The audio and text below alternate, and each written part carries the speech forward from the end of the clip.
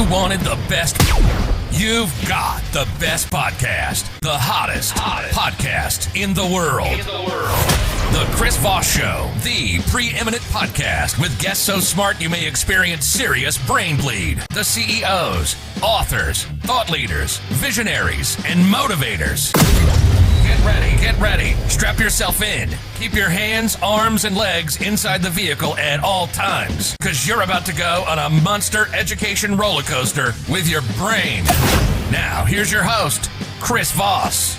Hey folks, it's Voss here from the ChrisVossShow.com. There are things that makes it official. Welcome to over 16 years. The CEOs, the billionaires, White House presidents, advisors, the Pulitzer Prize winners, all the amazing, brilliant people that share their stories, their books, their journeys, their lessons of life with you to help make your life better. And if you don't make your life better, listen to the Chris Voss Show. We'll go back and listen to every single damned episode over 16 years and 2,300 until you get it. There's so many ways to make your life better on the show, it's not even funny. Opinions expressed by guests on the podcast are solely their own and do not necessarily reflect the opinions of the host or the Chris Voss Show. Some guests of the show may be advertising on the podcast, but it is not an endorsement or review of any kind. Today we have an amazing young man on the show. We're going to be talking with Skip Kelly. He was named in 2024 to the top 100 global most loved CEOs. I'm on the top 100 most hated. And with his leadership, his company RTT skyrocketed to become the number 28 global most loved workplace. Skip Kelly is the kind of leader who makes you wonder if he secretly lived 9 lives or maybe he just doesn't sleep. Serial creative and business strategist, he has worn more hats than Broadway costume designers. He's a motivational youth speaker, or started out that way. He's a rock climbing instructor, amateur hip-hop dancer, all these things he does. He's kind of a jack of all trades, a renaissance man, if you will, I would say. From filmmaker to podcaster, healer of physical journeys, transformational festival founder, and even marketer who explain algorithms while making you laugh so hard you're in tears, he's mastered the art of reinvention. Welcome to the show, Skip. How are you? I'm doing fantastic. So Skip, tell us about you. Give us a 30,000 overview of what you're into and what you're about. Yeah. So, right now, that's actually, that question is pretty aligned with kind of what I do on a day-to-day basis with people. I help new entrepreneurs kind of get their footing and get grounds to be more successful. And that's combining a lot of things. A lot of you are probably familiar with the term like ikigai. It's a very common thing these days. People are like, what are you passionate about? What are people willing to pay for? What are things that really impact the world in a positive way? And then what are you talented at? Talent being a really, really important part there. So like, obviously, all of you watching this show, Chris has a phenomenal voice and clearly is really good at commanding a conversation. So he's very talented at that. And so when we look at what I'm most passionate about at the moment is helping people achieve these sort of breakthroughs in what I call prosperity. And prosperity can be looked at in a number of ways, but I'm going to simplify it with like self, health, and wealth. So a lot of people are saying, they want to get more fit. That's really tough. There was a long period of time, I'm in that trajectory of people that you would call naturally way too skinny, like basically have to buy the smallest clothes of every time. And then over a long period of time, I probably took a decade to kind of build out a physique that wasn't the scrawny kid. And I tried so many strategies from, doing the carnivore diet and everything until I committed to a whole identity shift that I thought would actually transform my health in the way that I was looking for. And that was 2 years I committed to with a friend of eating a certain amount of protein. And that's actually what created a full shift or a breakthrough, if you will. And that's in health. And I think it takes, 6 months to 2 years to really create an identity shift. And so if money is the category, I think it's also about 2 years where you need to be producing and earning at another level to kind of make that the standard or reset the thermostat of your wealth. And then the same is true of yourself. If you've been really down on yourself or have a lot of negative self-talk, it's about 2 years of having that consistent reinforcement of positive self-talk in that new way, whatever you're seeking, to have that become your new identity.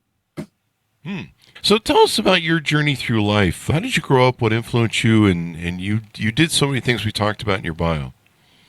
Yeah.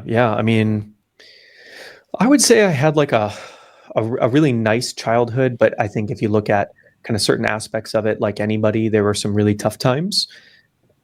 One piece of that was, I'll give you the story. In 7th grade, I went to school And I was in my English class. I want to say it was Mr. Bingham, I think was the guy's name, just whatever standard school metal detectors in Texas for these 12-year-olds. And so it was clearly that type of area. Like I walked through a neighborhood where, like a kid got shanked on the way home from school one day, like that type of area. But I thought it was normal. I mean, it's all relative to whatever you grew up with. And in school this one day, these kids, regularly picked on me. I was a victim of bullying in a lot of different places. And this moment that I'm telling you about was actually the moment where I figured out I was the problem. And I was the one creating the situations to get bullied, because this is the third school in a row where I was getting physically bullied by kids. So I'm like, wow, no one else gets bullied. Like, I must be doing something that is resulting in the bullying. And so I was in the middle of class and I saw one of the cool kids go and turn off the lights in the classroom. And suddenly I just felt fists hitting me. Wow. Like a bunch of these kids got up and surrounded me and were just hitting me in the middle of class. Everyone knew what was going on. This wasn't unusual. It was just more extreme than normal. Jeez. And the teacher fumbled over to the lights and flipped the switch on, and the kids all hid and got back down in their seats. And it's like the whole classroom of these 20, 30 kids knew what had happened. And the teacher obviously knew what had happened. Like, I wasn't totally quiet while that was happening. Yeah. And then he just continued to teach as if nothing happened. Jesus. And it was in that moment I went, oh crap. Like, no one's going to save me. If the authority can't do anything about this and none of the other kids are going to speak up, like, I'm the only one that's got to change. And actually, it was one of the most beautiful moments, because at 12 years old, I learned I've got to be the one who instigates the change and makes life better for myself. And I've got to teach other people how to recognize that and do it as well. So that was kind of like a very formative moment where it's really taken into this whole, like, how do you create breakthroughs in your life? The first step is you got to surrender and say, I'm the problem. No matter what, you're the only person that you can control. So if you want anything to get better in your life, it might be luck, and a lightning strike happens and the perfect thing happens and you can manifest it. But for the most part, you've got to take action and you've got to decide what you really want. And you've got to figure out how you can take some responsibility and, do things to improve it. And so what I've done over the years is just codified that ability to create those breakthroughs for people and delivered it in a number of ways, whether it was, helping people heal injuries or teaching people how to do it to themselves, or doing what I do now and teaching people how to be more successful in their business and really create a financial breakthrough. But it's fascinating. Yeah, definitely. And, if you can't fix anything until you take accountability. There's a lot of people that are always trying to fix stuff in their life, and it's kind of like a good joke I can use as a reference that I just was at my big dating group that I run an event last night, and it's funny, people will do the same thing over and over again with relationships, with their approach to life, with how they do things, and they'll do the same thing over and over again expecting different results, and of course that's insanity, as we know. And they just won't take accountability. You'll meet people that, in dating, they'll be like, hey, the last 10 guys I dated were narcissists. The common denominator was you, and you may be able to use that in, what you talked about with the being bullied. The common denominator was you, and you had to make the choice to, like, I'm going to improve and do what I need to do to make sure the situation never happens again. But until you address that from self-accountability, you can't fix it. 100%. I mean, I also just found it fascinating that you run a dating group. Yeah, I'm like you. Well, I'm up to a lot of things. Yeah, that's fascinating. Yeah, I suppose so. It is what it is. It's like I needed more of a headache in my life. So then where did you go from there? How did you start achieving your goals of trying to make things change so that you wouldn't be bullied in the future? Absolutely. So what I did, and this is, applicable, of course, to a 12-year-old, but, the wisdom of a 12-year-old sometimes surprises you. I found all the losers in the school that didn't have friends, and I brought them together. And, oftentimes when you find all the kids that are kind of singled out, they're all sort of like X-Men. They're exceptional people. And one of them happened to be like, the largest kid in the school, who's just kind of awkward. And I'm still friends with them to this day. But obviously, when you walk around with a kid who's you can imagine at 12 being like 6'3" or, just over 2 meters tall, no one's bullying him. So I just walked with him everywhere I went and made sure that he felt great about himself. And so we became really good friends. And then I just collected other kids that were singled out little by little. I started watching, movies and TV shows of people that were popular and literally taking notes. What did they do? How did they say? How did they walk? How did they act? And I started to say, who do I want to become? What sort of identity do I want to have in this world? And at that time, I didn't have a lot of good examples of what that could look like. So I took it from things like movies and television and then built sort of a character of who I'd like to be. Yeah, what do you have? And you built it into, not sure what you mean. What do you have? Were you QPing me? Oh, yeah. It seemed like you had something like a moment there. No, I just taking it in. So so now you've helped other people. Tell us about some of the journeys you've been on. You've done, I believe, acting. You did the festivals. Walk us through some of that. Yeah. So at 18, I got super lucky. And I got asked to be the right-hand man to this motivational speaker for youth. His name was Eric Bostic. We actually still are in touch to this day, even though it's been almost 18 years since we connected. And, he really taught youth leadership, kids, how to be amazing people and what it meant to be like a really productive person in society, how to have a positive mindset, how they were going to go and live their dreams, and really kind of gave me the infrastructure of what a breakthrough meant. Funny enough, at one point we were getting asked to go on a TV show with Tony Robbins called Breakthrough, where he was like helping people achieve breakthroughs in all areas of their life. We never did the TV show, but it must have subconsciously stuck with me because now all these years later, that's so much of what I do and what I'm fascinated by. How many people do you know in dating, as an example, who are like, gosh, I really want, a soulmate or the partner of my dreams or like an amazing relationship. And like you're saying, they just do the same thing again and again. Or how many people are like, I've always made 50,000 or 60,000 a year, and I really want to make six figures. Or business owners who are like, I really want, a 7-figure, 8-figure, 9-figure company, but they're just not doing the work, and they're not necessarily like playing at that level yet, or they're holding themselves back a lot of the time. They're not as confident. And then you've got people in health who are saying they're going to lose like 10 pounds or 20 pounds for a decade or 2 decades, or they're going to start running someday. And they'll run twice and then sprain their ankle type of thing, And so it's what really is the way that people can truly do the things that they want to do, and do they want them at all? And how do you kind of sift out, what you sort of want for ego or identity and just for other people to see, and what you really want for yourself? Yeah. And so now you help people achieve that. What sort of things do you do for folks? Do you coach? Do you consult? Tell us about the offerings you do. Yeah. So a couple years ago, I started teaching this method for people. I mentioned that I used to help athletes recover from injuries and other people as well. And what I found throughout that practice is people became very, I'm going to say, dependent on me to help them. Like they'd recover from an ankle sprain or an Achilles tendon tear, a knee injury, whatever it was. And then they would come and see me. I would help them. And then if I didn't see them for a few weeks, their injury would slowly come back because they would keep doing the habits that got them to that injury to begin with. Or they'd feel so good that they would exercise really hard and then they would recreate the injury or something similar. And then once I found that pattern, I started to create a process where people could actually heal it themselves. So they didn't depend on me anymore. And then I found something really interesting. Even though I created this amazing process that they knew and I could prove worked time and time again, they wouldn't actually do it. They wouldn't take the action. Even if they had the whole playbook of exactly what to do to feel better, for some reason, there was like this resistance around progress. And this really opened my eyes to why people don't get the things that they want. And it honestly comes down to probably 2 things. Number 1, understanding what it is you really want and really thinking about that. And number 2, all of these subconscious barriers are what people might call their upper limit problem.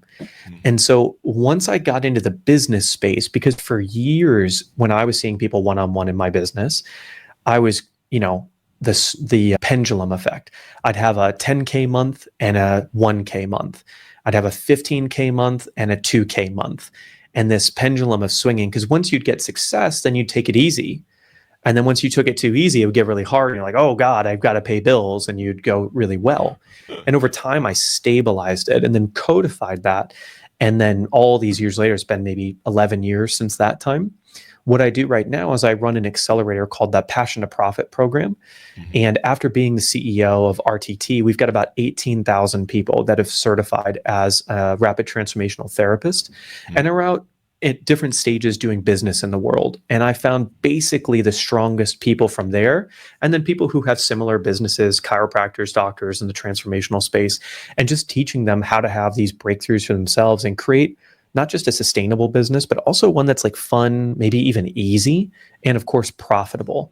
And what I'm finding, even in that group of a few hundred people who are really building these thriving businesses, no matter what level they're at, whether they're in this or one of my friends that runs a 7-8-figure business, they're all facing those same sort of mental challenges of that self-worth, of that upper limit problem, just at different levels. You know, someone who's producing, let's say, $2,000 a month and it wants to take this business full time, the things they say to themselves are like, gosh, what if people judge me? What if I'm not good enough? What if I get the client and I can't actually help them get the result? And the people who are maybe at $10,000 a month are like, is this really what I do for the rest of my life? Is this the niche I want to work in? What could I add? What could I do bigger and better? Or they might say, I feel like an imposter some days. Am I really the person? And what I've found, and I don't know if you can relate to this, you might be past that point, but people who are really successful, that voice doesn't necessarily go away. So I wonder, 2,300 episodes later, do you ever have that where you're like, should I be doing this, or are you past that?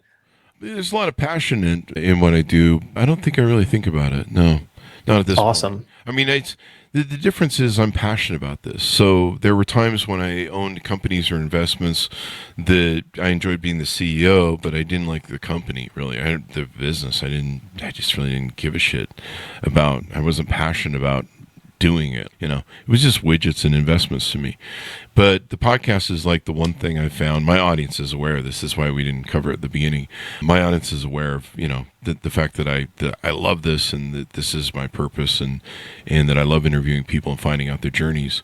Do you find that, I think Tony Robbins used to call that effect you're talking about, where people are, you know, they get caught in these traps of the, you know, kind of the working hard enough to make a certain amount of money and then cooling off. He calls it the thermostat effect. What are your thoughts on that? 100%. I mean, we all have a thermometer and we all have a thermostat, depending on where you're plugged into. And I'd say the more there's a little bit of a trap here that I'm going to try to explain that I'm sure you've experienced and you can speak to as well, which will be fascinating.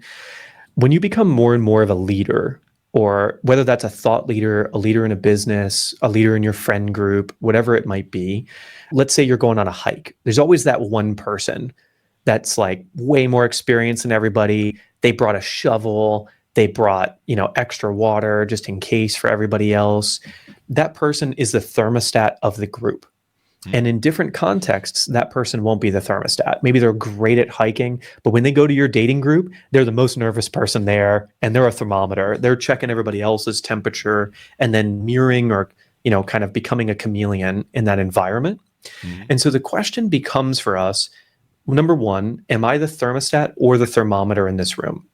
And great leaders know when to follow, but you can choose. And I think awareness is kind of the first stage of this. So as a perfect example for everyone to ask at home right now, if we're just talking finance or prosperity, which is the thing I talk about the most right now, are you the prosperity thermostat in your group, where you're leading the way and you're setting the tone for your friend circle and your peer group? Or are you a thermometer sort of plugging into other people? Like a perfect example of this is maybe you landed a $30,000 paycheck for a 1-month gig, but all your friends make $5,000 a month. And you're kind of nervous to maybe share that with them.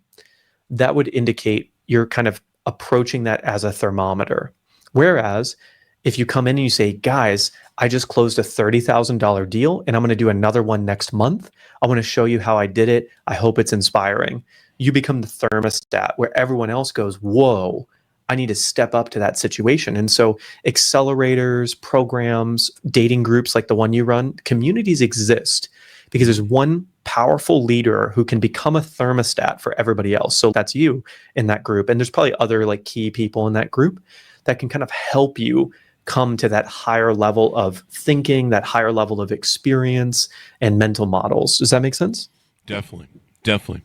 One thing you talk about is how to stop trying to be ready. What does that mean? Yeah, I mean, momentum over perfection. So, gosh, I can't tell you how many times I've read quotes and I've experienced it and seen so many friends who, to be honest, I would consider not intelligent do way better than me. You know, people that are so not dialed in, haven't done the research, but they were courageous. They were bold and they just went out there and they're like, you know what? Here's my offer. It's sloppy, it's messy, but I'm going to help you. And I've learned so much from those people over the years of just saying, I'm just going to go out there and just test it.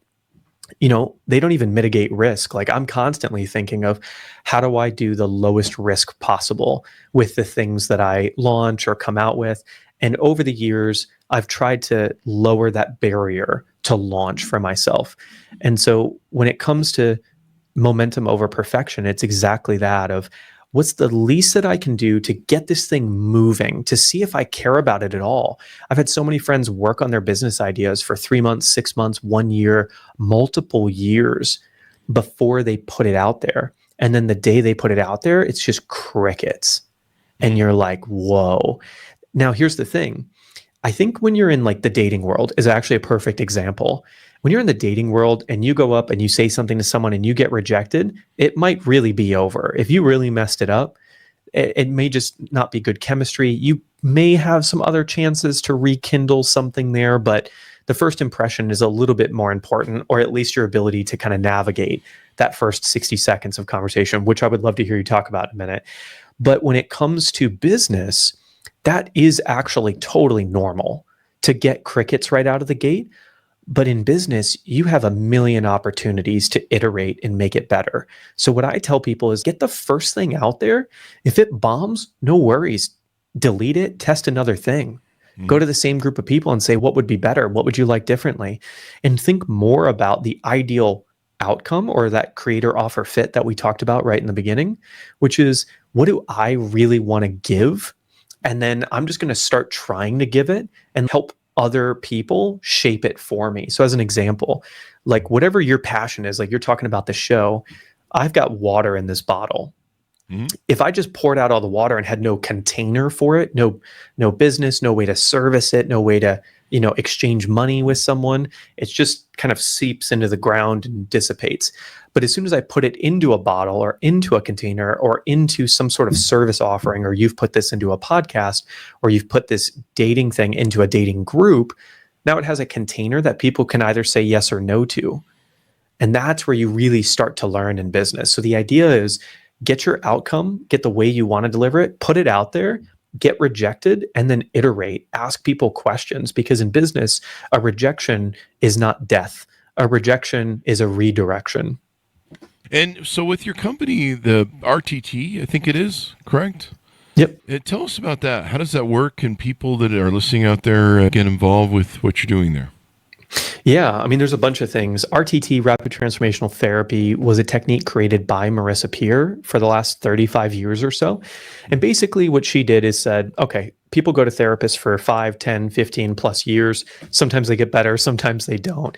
There's got to be a way, at least in some circumstances, maybe not for every client, but for some of them, to get better today. If you go to the dentist with a toothache, they're going to try to help you right now. If you go to a chiropractor with back pain, they're going to try to help you right now. If you go to a therapist and you're in a breakdown, they're going to talk to you for an hour and say, come back on Tuesday. So the question became for her, how can we create a tool set for therapists and other people to use to help them get resolution in, say, the next 90 minutes, 2 hours? Is that even possible? And she started experimenting with it.